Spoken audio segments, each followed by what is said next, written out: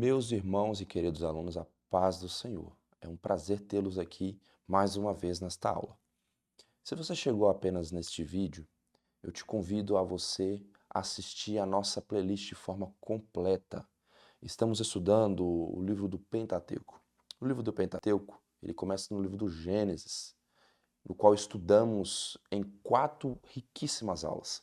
Deixarei aqui na descrição o link da playlist. E se você está acompanhando desde o princípio, eu quero te agradecer por isso. E já quero te pedir para você deixar o seu like, a sua curtida neste vídeo, que isso incentiva a plataforma a impulsionar esse conteúdo mais acima. E se você ainda não se inscreveu, já se inscreva, para que você possa estar nos abençoando. E eu quero te dizer que essa aula vai ser enriquecedora, pois adentraremos no livro do Êxodo. Isso mesmo, vamos compreender a história, a promessa que Deus fez para Abrão, ou Abraão lá atrás, em que o povo ficaria cativo, mas não só ficaria cativo como escravo, mas também seria libertado. Vamos ter essa compreensão, vamos adentrar no livro do Êxodo. Que você tenha uma excelente aula e venha comigo, pois vamos iniciar mais essa jornada no livro do Êxodo. Vamos para o nosso material e vamos compreender já desde o princípio, a partir da nossa introdução e compreendendo o livro do Êxodo na nossa lição de número 5. Lição de número 5. Introdução. Êxodo retrata a saída do povo de Deus do Egito sob a liderança de Moisés. Mostra o relacionamento de homens imperfeitos com um Deus perfeito. Olha que magnífico. O relacionamento de homens imperfeitos com um Deus perfeito. Basicamente, meus irmãos, o nome Êxodo significa saída. O livro do Êxodo, ele relata a saída do povo do Egito. Se você acompanhou as aulas até aqui, você pode ver desde a criação do homem, desde Adão, até a promessa em que Deus fez a Abraão e até os filhos de Abraão crescerem, ter os seus sucessores. Se você acompanhou a aula, volte lá. Se você não acompanhou, volte para você poder ver e compreender de forma plena. Você vai ver que Deus fez promessas e que daria a Abraão uma descendência numerosa. Deus não pega uma nação, um povo só e fala, não, esse povo vai ser meu. Não. Deus, ele levanta um povo através de um homem. E através deste um homem, que chama-se Abraão, ele faz uma grande nação. E esta nação, agora nós vamos compreendê-la. Esta nação agora, que até então nós vimos apenas através de um homem, nós vamos ver aqui uma promessa que atinge um homem, ela se expande torna-se uma grande nação, que é o povo hebreu. Se você acompanhar a história, você vai ver que como que o povo hebreu iniciou a sua jornada no Egito. Nós vamos ver que José, no Egito, filho de Jacó, ele é vendido pelos seus irmãos como escravos e é levado para o Egito como escravo. Lá, Deus cumpre a promessa, o sonho que Deus deu a ele, que tornaria ele um homem importante. E Deus usa José para preservar a vida, como bem disse ele. A partir dali, um certo momento, uma fome muito grande vem sobre o mundo naquela época, e todo o povo vai até o Egito para buscar comida. Comida esta em que Deus usou José para trabalhar e para poupar. Os irmãos sabem a história. Se você não sabe, acompanhe. Nas aulas passadas, acompanhe no texto bíblico. Isso trouxe o start, o início do povo hebreu para a terra de Canaã, para a terra do Egito. Através de José, o povo adentra no Egito e através de José o povo de fato, a vida é preservada. E a vida sendo preservada ali, há um reencontro de José com a família se instaura ali nessa cidade de Gósen. O faraó dá para eles essa cidade de Gósen para que eles possam ter a sua, como que eu posso dizer, liberdade para poder seguir a sua cultura, adorar a Deus. Só que o tempo passa, entra faraó, sai faraó, e aquilo que José, o hebreu, fez foi esquecido. E isso passa-se o tempo ao ponto em que o povo hebreu vai crescendo, crescendo, crescendo e torna-se uma ameaça para o Egito. E isso sendo uma ameaça, o faraó já não enxerga-os mais como aliados, mas como escravos. Estava na terra deles. E nós vamos entender que o ponto que isso vai chegando, Deus permite isso acontecer, a nação cresce, a nação expande e Deus cumpre a sua promessa, que não ficariam como escravos, mas que libertariam. Um ponto importante e muito interessante, é que Deus, ele faz a sua promessa e cumpre ela mais de 400 anos depois. Deus, ele não promete algo que já aconteceu. Deus, ele promete algo que ainda vai acontecer. Ele é fiel e cumpriu aquilo que ele prometeu. Há de levarmos em consideração que quando estamos falando do Êxodo, estamos falando dos descendentes de Abraão, estamos falando dos descendentes de Jacó, estamos falando do povo de Deus. O livro do Êxodo significa saída. Êxodo significa saída. Guarde essa palavra. Vamos para o nosso material. A composição do livro, ela é basicamente atribuída pela tradição mosaica a Moisés. Evidências internas confirmam que o escritor era um homem instruído, residente no Egito e testemunha ocular. O que é testemunha ocular? Aquele que vê, aquele que viu, que acompanhou, não só ouviu falar. Ele demonstra familiaridade com a geografia e o clima da região, como a sequência das colheitas. Jesus e os apóstolos também confirmam a autoria mosaica em passagens do Novo Testamento.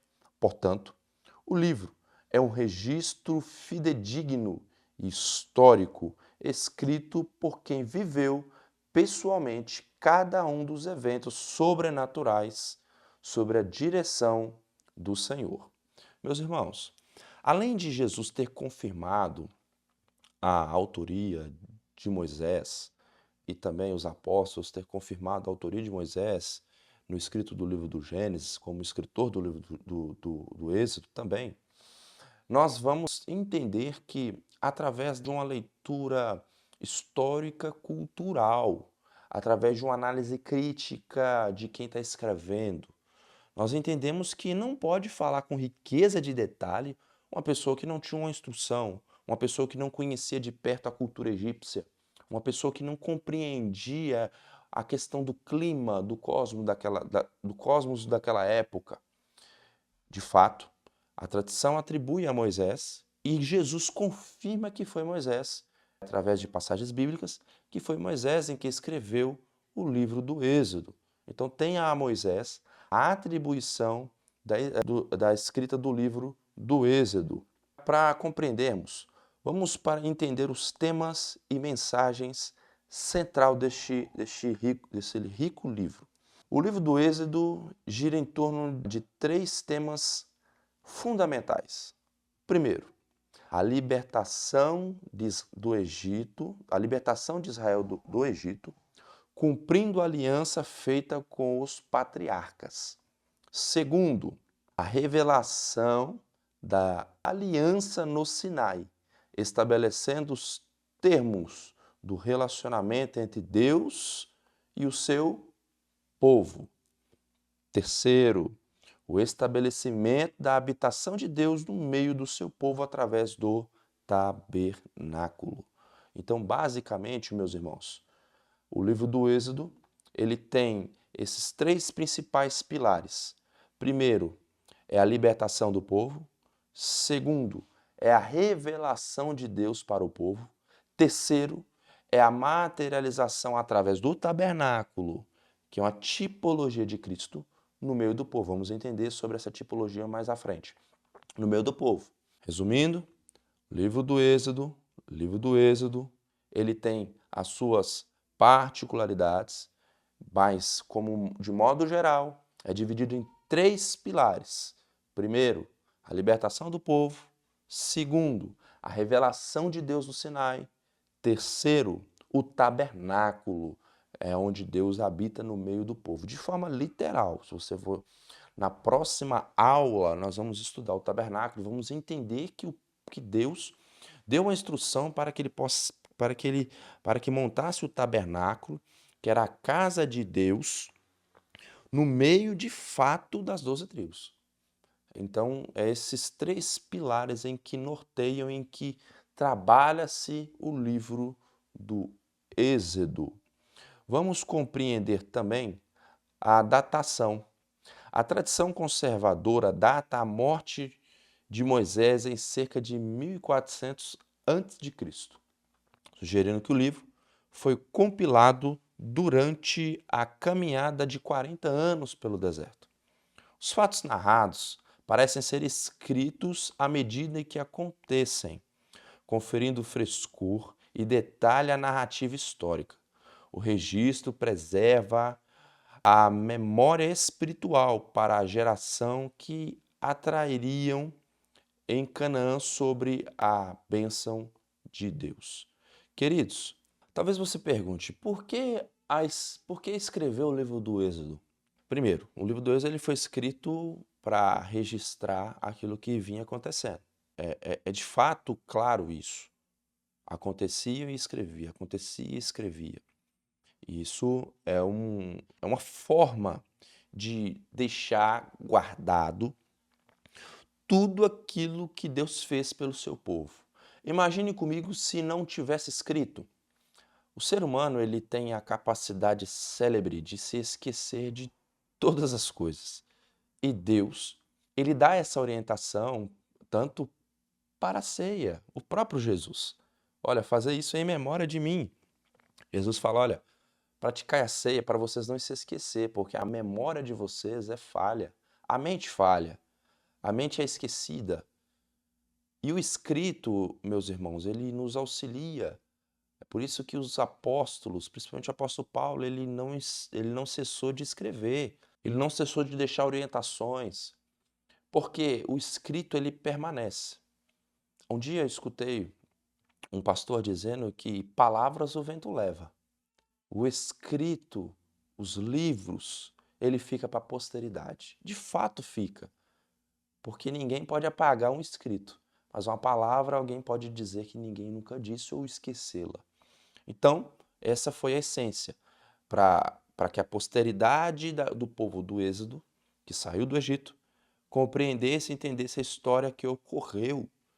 E esse escrito foi escrito em torno de 1400 antes de Cristo, em torno de 1400 antes de Cristo. Características notáveis. Primeiro, o livro registra a transformação de uma família de 70 pessoas em uma nação. Isso é magnífico. 70 pessoas para uma nação de milhões de pessoas. Diversas pessoas, centenas de pessoas. Segundo, contém os 10 mandamentos, que são um resumo de toda a lei moral de Deus. Nós vamos entender os 10 mandamentos. Destaca-se a figura de Moisés como grande legislador e líder. E por último, além disso, apresenta os maiores atos salvíficos de Deus antes da obra de Cristo, tipificando a redenção futura. Meus irmãos, se compreendermos, se formos fazer uma leitura, o povo hebreu era um povo escravo. Estava escravo sob o jugo de Faraó. Deus usa Moisés como um libertador para libertar o povo da escravidão e do jugo de Faraó. Essa tipologia já inclina para o Novo Testamento. Quem que estava escravo sob o jugo do pecado? Nós. Mas Deus usa o seu Filho Jesus, o Cristo, como libertador para nos libertar do pecado e do jugo de Satanás. Olha que poderoso isso. O Êxodo é uma tipologia de Jesus para conosco. No Êxodo eles tinham Moisés. No Novo Testamento nós temos Jesus. No Êxodo o jugo era a escravidão. No Novo Testamento, de forma geral, desde o princípio, mas de forma mais clara, No Novo Testamento, nós tínhamos o pecado. No Êxodo, o objeto de libertação era a escravidão. No Novo Testamento, o objeto de libertação era o pecado. No Êxodo, a pessoa principal de libertar, o libertador, era Moisés. No Novo Testamento, e desde o princípio, como diz João, esse chama-se Jesus. Então veja que conseguimos encontrar Jesus desde o princípio do estudo desse livro. É poderoso. Agora, entendendo os objetivos do livro, vamos compreender agora quais que são esses objetivos, mais alguns desses objetivos. Primeiro, instituição da aliança. Segundo, a habitação divina. Terceiro, a identidade nacional. E quarto, a memória histórica. Queridos, quando vamos ter essa compreensão dos objetivos, a instituição da aliança, Deus faz, Deus fala, Deus promete e cumpre. Quando Deus prometeu a Abraão que daria ele uma descendência numerosa, ele cumpriu. Então o Êxodo revela isso. Mas quando Deus falou que o povo seria cativo no Egito, ele cumpriu, como Deus prometeu.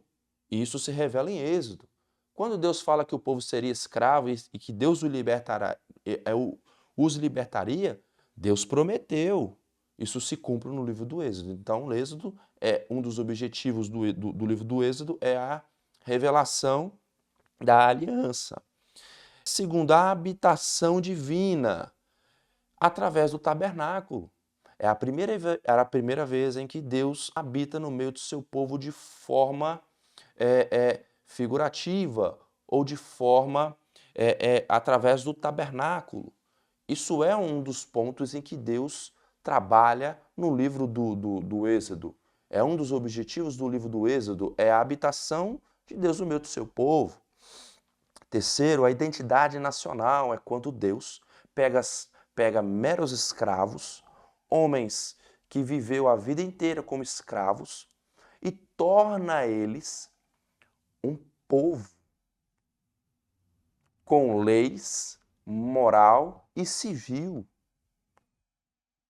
Olha como é que Deus é poderoso. Isso está no livro do Êxodo. E por último, memória histórica. Deus traz a história do povo dele no livro do Êxodo. O livro do Êxodo narra a história do seu povo. Então, os principais objetivos deste livro é, de fato, narrar esses pontos. Deus se revelando, Deus cumprindo aliança, Deus habitando no meio do seu povo e Deus trazendo uma identidade, uma lei para o povo. Povo sem lei não é um povo. Então Deus vai para lá, então vou dar uma lei para este povo. Queridos, visão geral desta obra. Êxodo inicia com os descendentes de Jacó no Egito, crescendo numerosamente até se tornarem uma ameaça política. Aborda a opressão sofrida sobre um novo rei e a preservação milagrosa de Moisés para ser o libertador. Narra a saída triunfal, a travessia do Mar Vermelho e a jornada até o Monte Sinai. Os capítulos finais focam na entrada da lei, no decálogo e na construção do tabernáculo. A obra termina com a inauguração do santuário, onde a glória de Deus passa a habitar visivelmente entre os seus filhos. Meus irmãos, de modo geral, o livro do Êxodo, ele tem esses principais pilares, aonde Deus ele traz a revelação do seu ponto, a revelação da sua promessa feita em Gênesis, ele cumpre no Êxodo, aonde Deus traz uma história, onde Deus faz, ele revela, aonde Deus trabalha, nós vamos compreender como que Deus de forma milagrosa e sobrenatural, ele preservou a vida da quem aquele ele iria usar como libertador do povo. E compreendermos, meus irmãos, que o povo hebreu ele tornou-se uma ameaça. Isso mesmo. Vamos compreender que quando o povo foi para o Egito, era uma família de 70. Só que não era mais 70 pessoas, tornou-se uma nação em Gósen. Agora vamos compreender, queridos. Egito é uma nação. Do lado do Egito tem um povo crescendo, crescendo, crescendo, que praticamente tornou-se uma nação.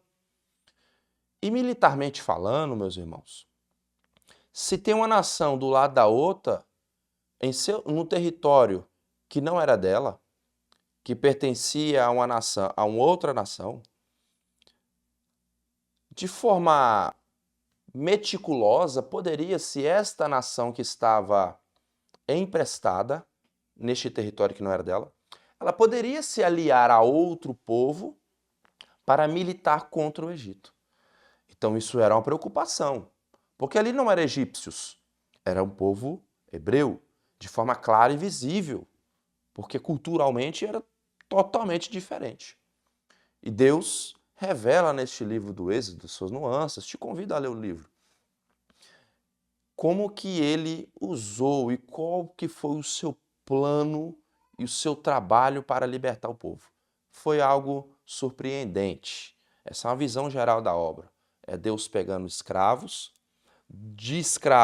pegando um deles de forma meticulosa, de forma sobrenatural. Deus pega um deles, chamado Moisés, o livra de uma matança, de um jugo, de uma horda de Faraó para matar todos os meninos. Deus livra Moisés desse decreto de uma forma meticulosa, o preserva, e através dessa preservação, Moisés torna-se príncipe. Olha como é que é poderoso isso. Príncipe do Egito. E depois de príncipe, libertador do povo de Deus. Isso é poderoso. E depois do libertador do povo de Deus, um legislador do povo hebreu. Nós vamos adentrar mais profundo nisso. Vamos para o nosso material. Considerações relevantes. A redenção é o tema central do Êxodo. Deus liberta o seu povo da escravidão, revela a sua santidade na lei e sua misericórdia no sacrifício. O tabernáculo expressa o seu desejo de habitar entre o seu povo. Toda a narrativa aponta para Cristo. Toda a narrativa, repito, toda a narrativa aponta para Cristo, que nos resgata do pecado e nos conduz à vida eterna. Meus irmãos, se levarmos em consideração alguns pontos relevantes, ou melhor, pontos relevantes não, se levarmos em consideração todo o livro do Êxodo, ou antes do livro do Êxodo, tudo nós vamos ver uma tipologia de Cristo. Esses dias um aluno perguntou, professor, o que é tipologia? Tipologia é basicamente aquilo que tipifica Cristo, aquilo que aponta para Cristo. Moisés foi uma tipologia de Cristo, como eu já fiz uma ilustração. Moisés libertou escravos, Cristo libertou pecadores. Entendeu a questão da tipologia? Outra tipologia, se você não viu, volte na aula passada. José é uma tipologia de Cristo. José foi humilhado e vendido. Jesus foi humilhado e vendido. José teve a sua ascensão no meio do povo. Jesus também teve a sua ascensão no meio do povo. Entende essa questão da tipologia? Aquilo que aponta para Cristo. O livro do Êxodo ele é repleto de tipologias. Vamos entender um pouquinho essa correlação do Novo Testamento para com o livro do Êxodo. Moisés é um libertador. Acabei que dei spoiler na aula inteira, né, meus alunos? Moisés é um libertador. A Páscoa que nós vamos ver no livro do Êxodo, ela é o sangue do Cordeiro. O maná que Deus usou para alimentar o povo é o pão vivo que desceu do céu. Jesus fala, eu sou o pão vivo que desci do céu. A palavra de Deus diz, este é o pão vivo que desceu do céu. A rocha que brota água, é a fonte de água viva. Jesus é a fonte de água viva. Lembra quando ele para e fala com a mulher, olha, se beber desta água, certamente não terás mais sede. E o tabernáculo é a representação física de Cristo. Queridos, vou falar para vocês um negócio. Na próxima aula nós vamos estudar o tabernáculo. Lógico que não vamos conseguir adentrar de forma tão sistêmica como gostaríamos, dado a limitação do tempo, mas poderemos adentrar de uma forma em que compreendemos de fato o livro do Êxodo. A história do tabernáculo no livro do Êxodo. Meus irmãos, olha, todo tabernáculo tem Jesus. E se eu te disser que no tabernáculo, até a madeira usada no tabernáculo, nós encontramos uma tipificação de Cristo, até na madeira que é usada no tabernáculo. É coisa assim surpreendente. Na próxima aula nós vamos estudar o tabernáculo. Isso eu já te convido a assistir e a participar. Tudo nós encontramos Jesus. Moisés é o libertador, assim como Cristo nos liberta do pecado. A Páscoa em que eles comemoram, em que eles instaurou, quando eles saíram do Egito, pintaram os umbrais da porta com sangue de cordeiro. Jesus é o nosso cordeiro que tira o pecado do mundo. O maná, que é basicamente o que é isso? O significado de maná? É de fato o pão vivo que desceu do céu, é Jesus. A rocha que é de lá que saiu água para o povo. Deus proveu água no deserto. Jesus é a água viva. E o tabernáculo? O tabernáculo é a tipologia plena de Jesus. Jesus veio e habitou no meio de nós. Meus irmãos, o sofrimento dos hebreus e o surgimento do libertador. Então vimos até aqui, de forma geral, um panorama do livro do Êxodo.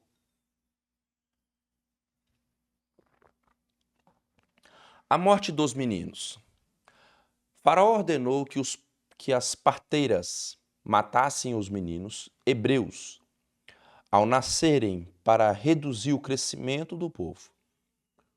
As parteiras, temendo a Deus, desobedeceram e preservaram as vidas. Diante disso, o rei decretou que todo filho varão fosse lançado no rio Nilo. Essa crueldade visava apagar a identidade nacional e enfraquecer Israel.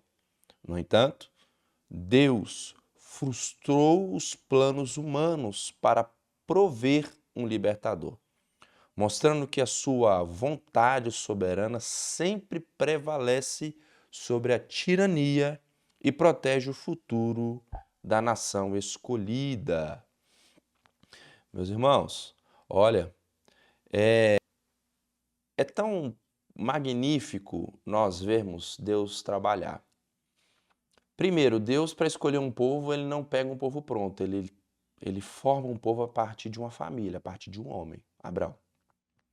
Agora Deus quer libertar o povo.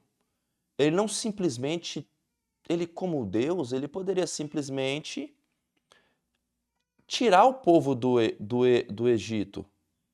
Mas ele, de forma miraculosa, ele trabalha para mostrar que ele é Deus. Ele poderia levantar o libertador em dias de paz? Poderia. Mas ele escolhe dias turbulentos, dias tortuosos para ele levantar um libertador. Deus, ele tem essa especialidade de trabalhar em meio às dificuldades, de trabalhar com o impossível. Isso é poderoso. Quando nós compreendermos isso, nós entendemos dentro de uma aplicação pessoal que quando as águas estão balançando demais, é aí que Deus entra. Quando era impossível para ter um libertador para o povo hebreu, aí que Deus levantou um libertador. Era para matar todos os meninos. Não. Aí, então, a partir de então, nesse prisma, não tem como ter um libertador. Não tem como ter um homem que vai levantar, porque todos os meninos estão mortos. morrerão. Aí Deus usa este momento para mostrar para Faraó que quem domina é ele, quem governa é ele, quem planeja é ele e quem executa é ele, a vontade é dele. E de forma miraculosa, Deus faz esse cenário. Flávio Josefo, no livro A História dos Hebreus, um dos maiores historiadores que houve após Cristo, ele fala que naquele contexto, foi uma matança para tirar a força do povo, porque o povo crescia de forma surpreendentemente que gerou temor no coração de Faraó. Então isso foi uma estratégia de Faraó para aniquilar. E Joséfo fala no seu livro, olha que interessante isso, que a família que tivesse um neném, um bebê, homem, em que eles escondessem uma criança, um bebê, e não entregasse para a morte ou para ser lançado no Nilo, se descoberto, esta família, ela deveria sofrer uma punição. Não só aquele que guardou, não só o pai, não só a mãe que sofreria essa punição, mas toda a família daquele bebê. Certamente morreria. Olha que coisa, que crueldade pesada. Além de tirar um filho de uma mãe, um pai que protege um filho,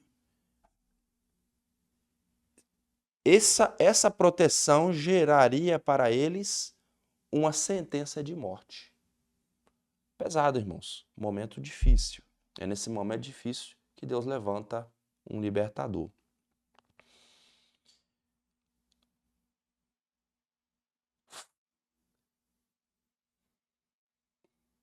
O nascimento de Moisés. Moisés nasceu na tribo de Levi durante o decreto de morte. Escondido por sua mãe, foi colocado em um cesto no rio e resgatado pela filha de Faraó. Criado no palácio, recebeu educação egípcia, mas manteve a sua identidade. Deus preparou Moisés por 80 anos para liderar Israel. Ele é um dos personagens mais expressivos da Bíblia, atuando como profeta, legislador, mediador. Através dele, o Senhor se comunicou com o povo, preparando o caminho para a libertação total da nação das mãos do opressor egípcio. Queridos, eu não coloquei no material aqui não, mas vale lembrar que quando Moisés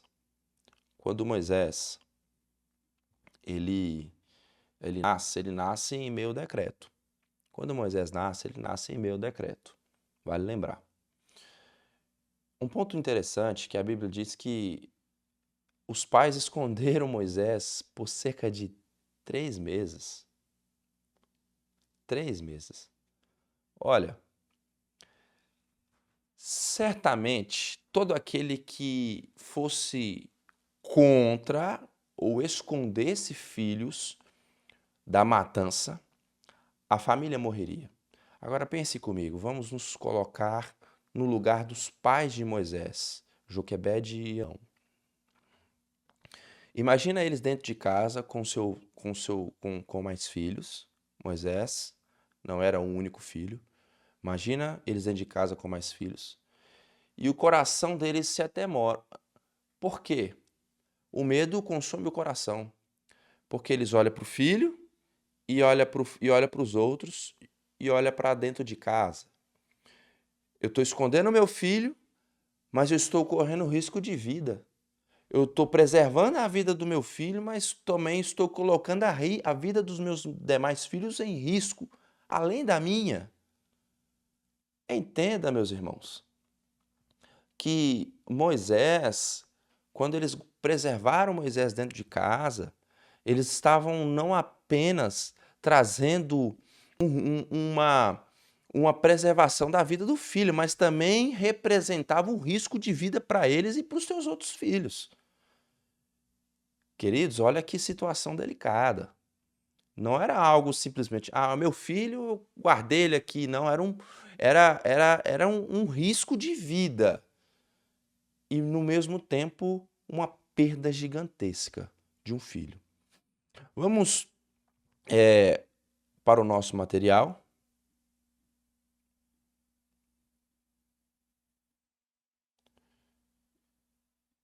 E compreendermos a partir do Êxodo 3 e 4 aí. A chamada de Moisés. Deus apresentou Moisés em uma sarça ardente no deserto, revelando que ouviu o clamor do povo, chamou-o para ser o libertador. Mas Moisés hesitou, apresentando desculpas, falta de capacidade, autoridade e eloquência. Deus ofereceu sinais milagrosos e designou Arão como porta-voz. A chamada demonstra que o Senhor capacita os escolhidos para missões impossíveis. Moisés aprendeu paciência pastoreando ovelhas, virtude necessária para guiar a nação. Não é à toa que ele foi reconhecido como um dos homens mais mansos que houve na terra. Meus irmãos, e que mansidão, né? Imagina um povo falando no seu ouvido a todo momento, reclamando aqui, reclamando ali, reclamando aqui, reclamando ali, e você, com toda a paciência, liderando aquele povo. Deus aparece diante de Moisés de forma teofânica e orofânica, através de um arbusto que se queimava, mas não se consumia. Deus aparece diante dele e faz esta convocação e dá a ele esta missão, que ele nasceu para ela. Moisés, você vai libertar o meu povo. Aí Moisés faz o que muitas pessoas fazem, ele enche de desculpa. Não, Senhor, eu sou homem de pesada fala. Não, eu não posso, eu não tenho essa influência. A quem eu vou dizer para o povo que eu estou representando? Aí Deus vai falar assim, não, Moisés, fala que o eu sou, o que sou te enviou. Além do mais, Moisés, toma aqui alguns sinais, pega esse cajado que está na sua mão, joga no chão. E o cajado se transformava em uma serpente. Ele pegava pela cauda da serpente e enrijecia. Moisés, pega essa mão sua, esconde ela e tira. E a mão tornava-se leprosa. Depois colocava a mão estava-se curada. Moisés, darei eu você sinais para provar que eu sou com você. Os sinais, irmãos, segue os que creem em Jesus, os que creem em Deus.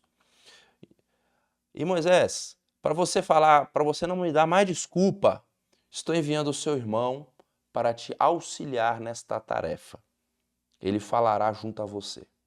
Então, Deus chama Moisés. Depois de Moisés sair do palácio, se você conhecer a história, ele, até então, um certo momento que ele conheceu, soube que ele era hebreu, um dia ele viu um oficial ofendendo um dos seus irmãos, um dos seus patrícios, e ele fere este oficial. Isso causa em Faraó um ódio ou uma certa perseguição contra Moisés, e Moisés foge para Midian, aonde ele conhece seu sogro Jetro, casa com sua esposa, tem filhos, conhece o ofício do pastoreio de ovelhas, no qual revelou em Moisés uma outra característica, uma outra personalidade de paciência, de compreensão. Foi o momento este em que Deus se aproximou mais de Moisés e Moisés se aproximou mais de Deus. Foi em Midian, não foi no Egito. Vamos adentrar aí sobre as 10 pragas enviadas por Deus. As pragas foram sinais divinos para mostrar a soberania do Senhor sobre o Egito e os seus deuses.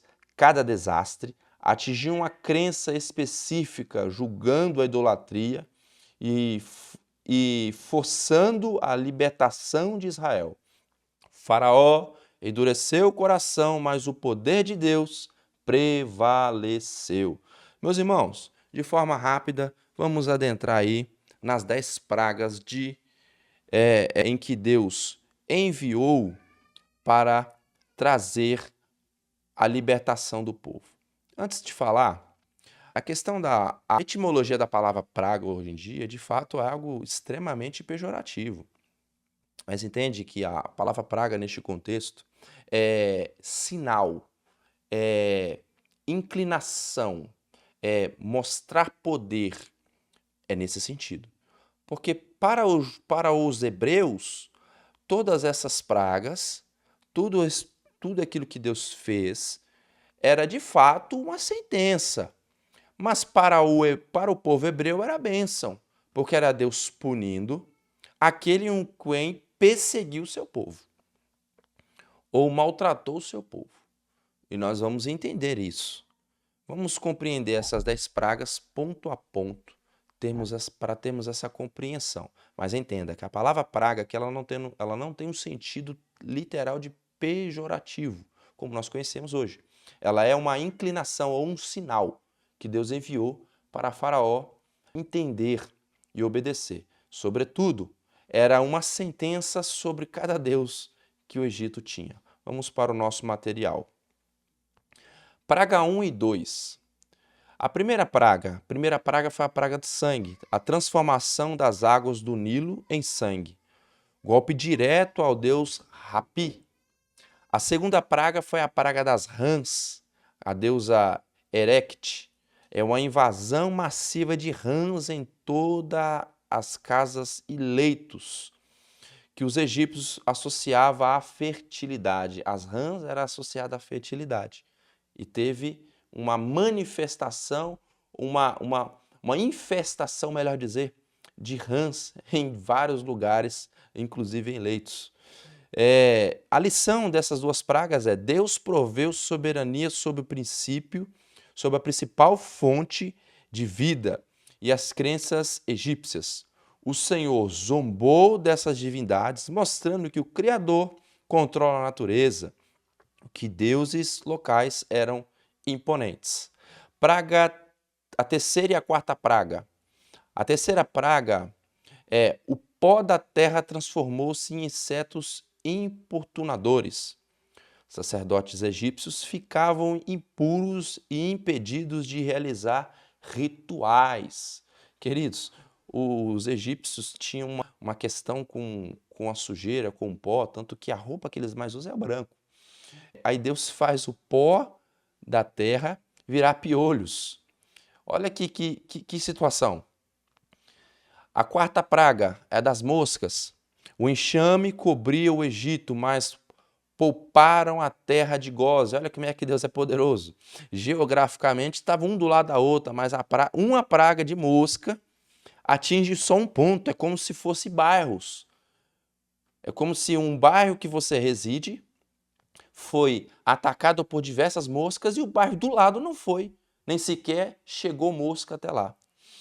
Qual a lição? Deus demonstra o controle seletivo, porque não atingiu tudo, protegendo o seu povo e humilhando mágicos e deuses.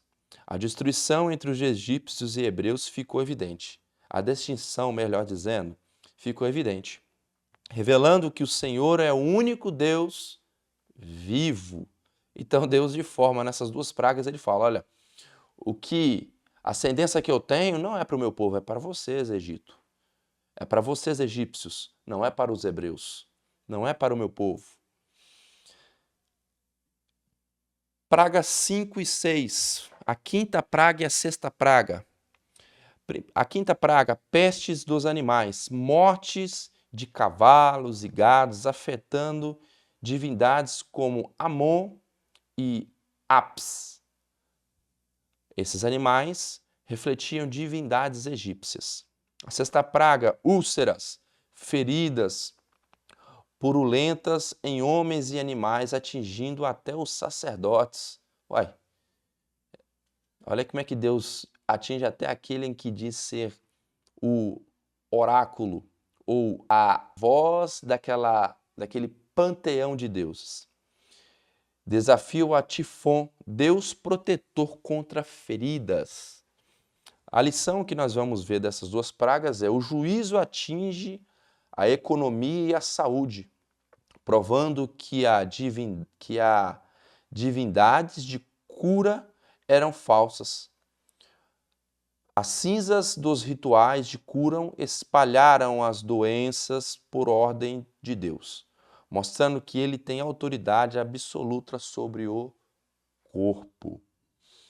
A sétima e oitava praga, a sétima praga é a saraiva, tempestade de gelo e fogo, destruindo plantações, golpes contra os serafins, que eram dos deuses, deuses que protegem a lavoura.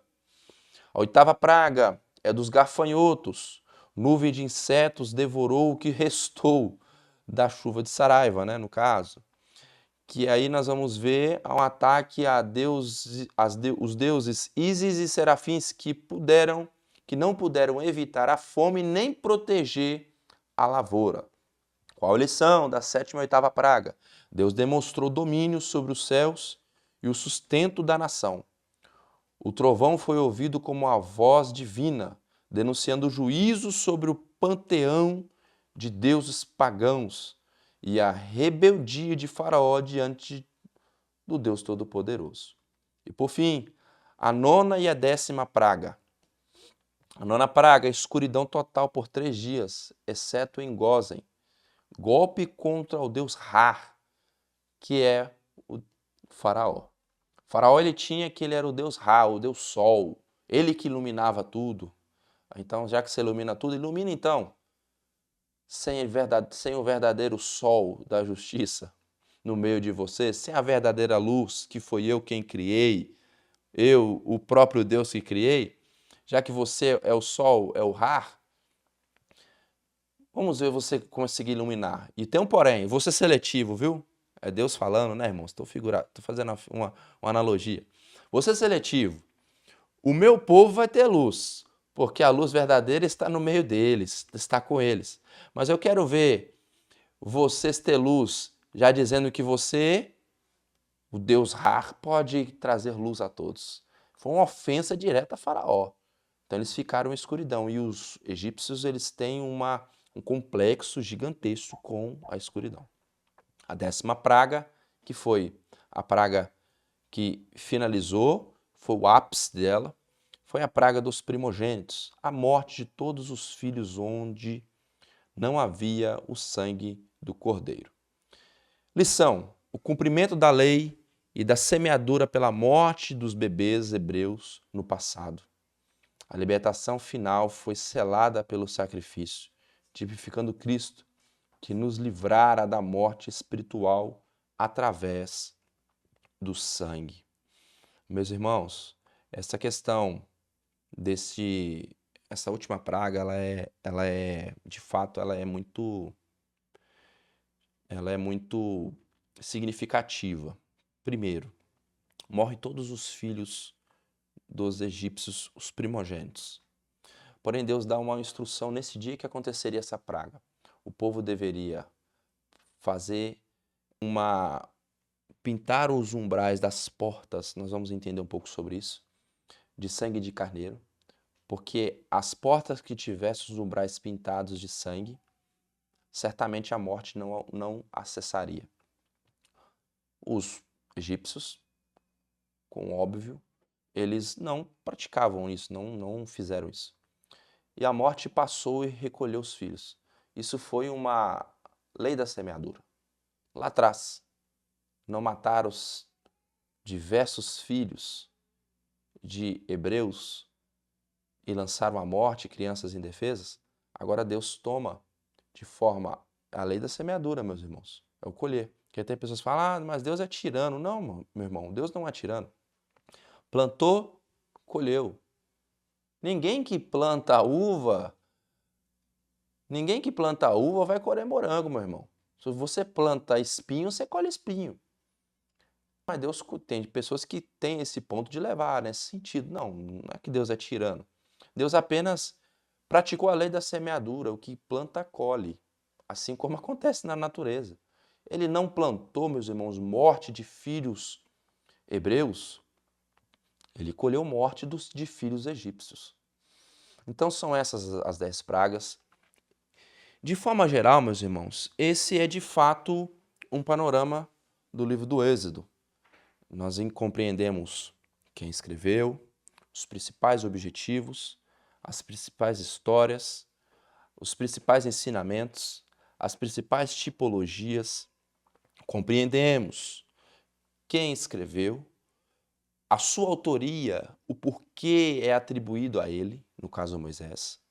Entendemos as 10 pragas, as suas implicações e lições. Até aqui, caminhamos juntos. Agora eu quero te pedir, se você chegou até o final dessa aula, eu quero te agradecer, e muito. E quero pedir a Deus que te abençoe. Mas se você chegou até o final dessa aula, eu quero que você deixe aqui nos comentários. Professor, cheguei até o final. E deixe aqui um comentário desta aula e o que você achou desta aula. Curte este vídeo, compartilhe com um amigo, divulgue este material. E eu te aguardo na nossa próxima lição, em que damos sequência ao livro do Êxodo. Deus abençoe.